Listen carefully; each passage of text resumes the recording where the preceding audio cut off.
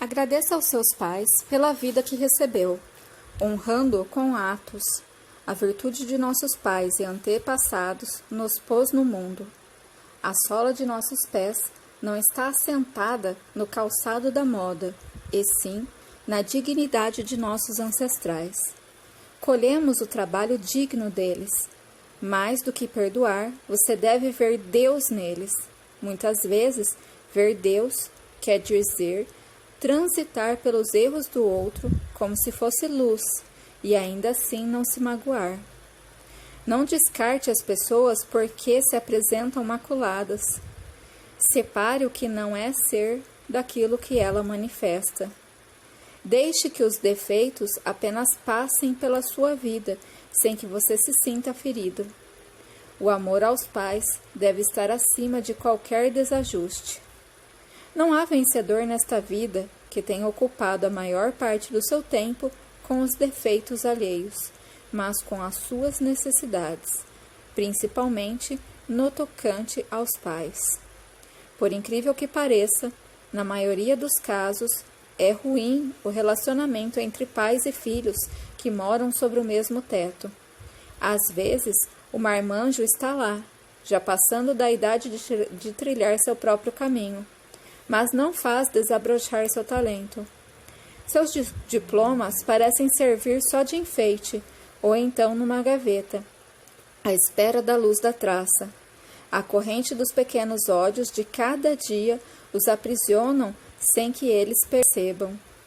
Não progridem na vida, porque não fazem o amor prosperar na sua relação com os pais. Se for o seu caso, esteja presente na vida dos seus pais, não apenas de corpo, mas também de alma. Todas as nossas carências brotam de nossas ausências na vida de quem amamos, e por isso, e por vezes, estão tão perto. Muitos se tornam tão enclausurados e longínquos que até mesmo para si suas vozes soam distantes.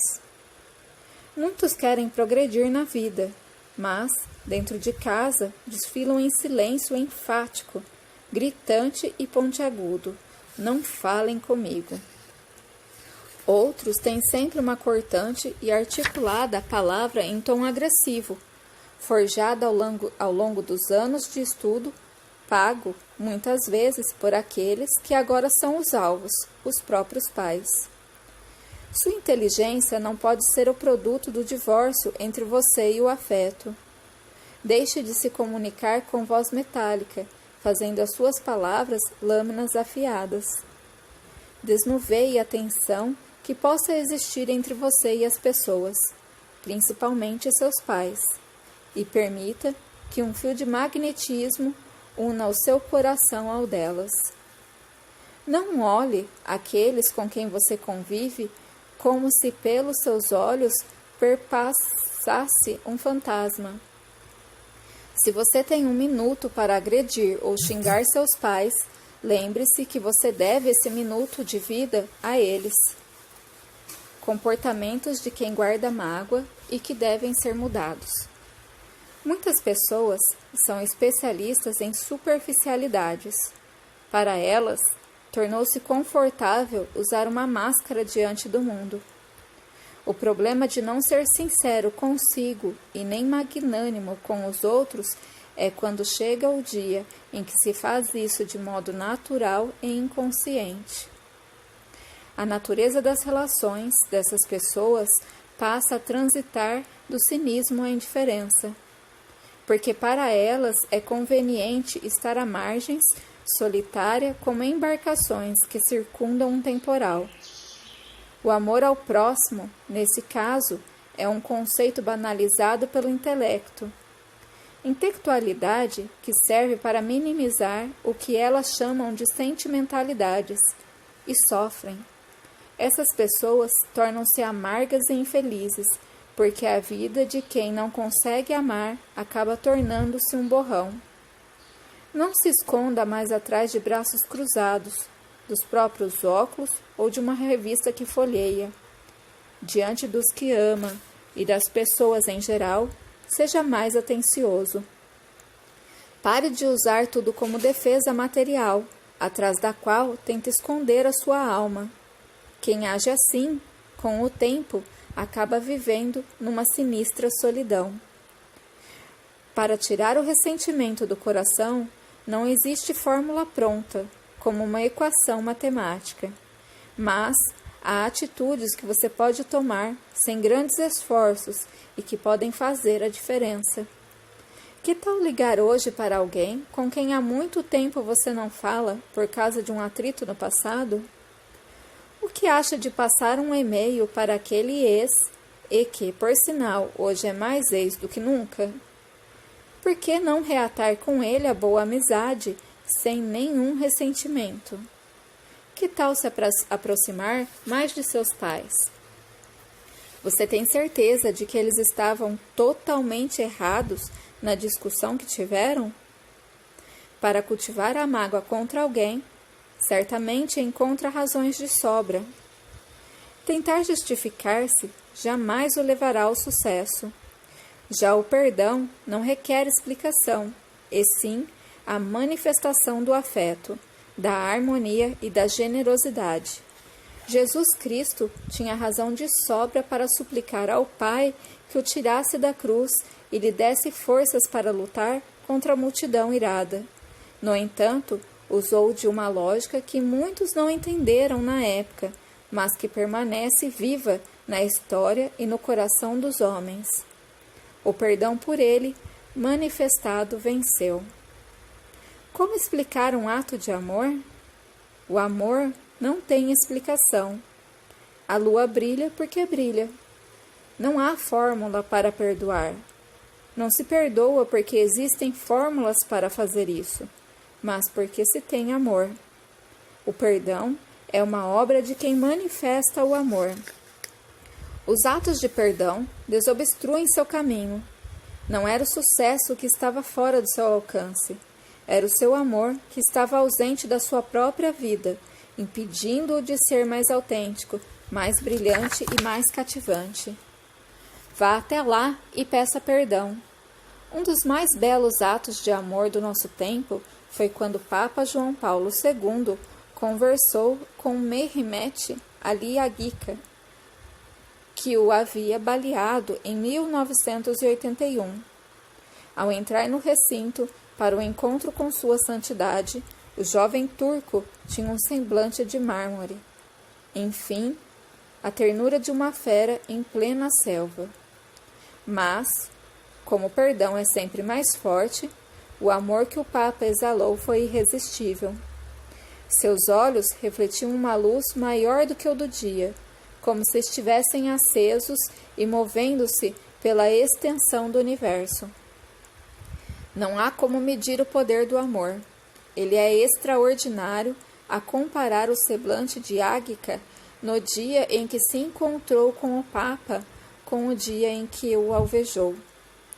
Na oportunidade dos disparos, seu olhar revelava ondas de revolta que se sucediam, uma após a outra. Era possível imaginar com clareza a ebulição dos ácidos no estômago daquele homem em fúria. O que o Papa poderia pensar? Por que atirar em mim? Logo eu, um religioso, por quê? Mas ao contrário do que manda a lógica instintiva, ele preferiu o perdão à revolta. Quem de nós nunca se sentiu ferido injustamente? Quem de nós nunca pagou o pato, não foi usado como escada e não viu recair sobre si a consequência de atos que não cometeu? Levar bronca quando sabemos estar cobertos de razão, levar a culpa pelo que não fizemos, ter a imagem denegrida por um ato que não praticamos, enfim, apanhar no lugar do irmão que, por astúcia, consegue escapar da culpa diante dos pais. Nada disso se compara a levar um tiro. Mas quantos de nós olharíamos nos olhos do agressor e oferecíamos perdão? Somos humanos e erramos facilmente. Para agravar, temos o hábito de esquecer quando ferimos. No entanto, é dado a nós o direito de mais uma vez acertar. Então acerte. Acerte com seus familiares, amigos, colegas de trabalho, de escola e consigo mesmo. Acerte para valer. É a sua vez. Vá lá e faça o que deve ser feito. Perdoe e peça perdão. Se você tem 1 minuto para criticar seus pais, lembre-se que você deve esse 1 minuto a eles. Aprenda a perdoar a si mesmo. Deixe de lado costumes sombrios, como ficar se remoendo por certas atitudes que não tomou e que julga importantes. Aprenda a perdoar a si mesmo. Muitas pessoas não prosperam porque não se julgam merecedoras. Pare de fazer drama. Simplifique as conclusões sobre seus erros. Não remoa mentalmente as pisadas na bola. Lance sobre si mesmo um olhar mais benevolente.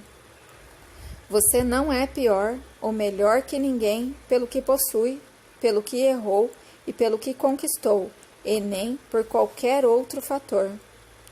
Qualquer artista plástico sabe, exposta à luminosidade, toda a tinta vai perdendo a pigmentação original, desbotando.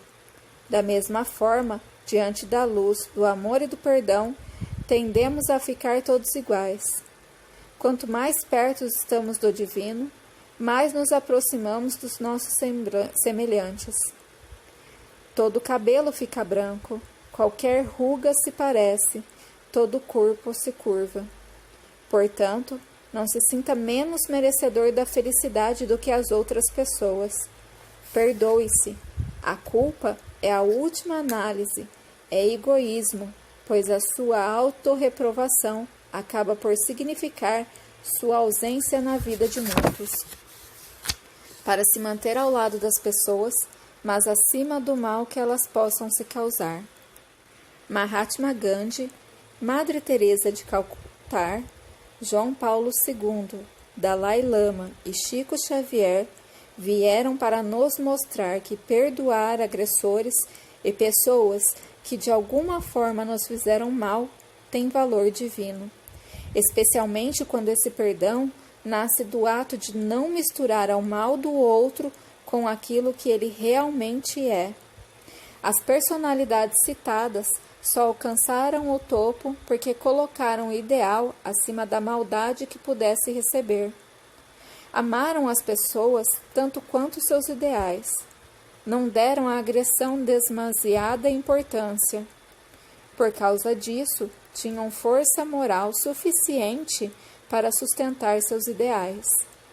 Não faziam concessões. Não fraquejavam nas suas relações. Não revidavam e, portanto, não precisavam se justificar. Justamente porque não reagiam, eram considerados fortes.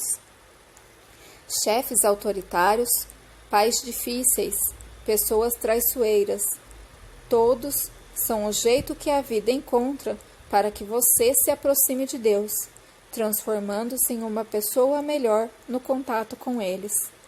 Os chatos têm feito uma obra silenciosa em seu coração e você nem se deu conta disso, pois estava ocupado demais com pensamentos hostis.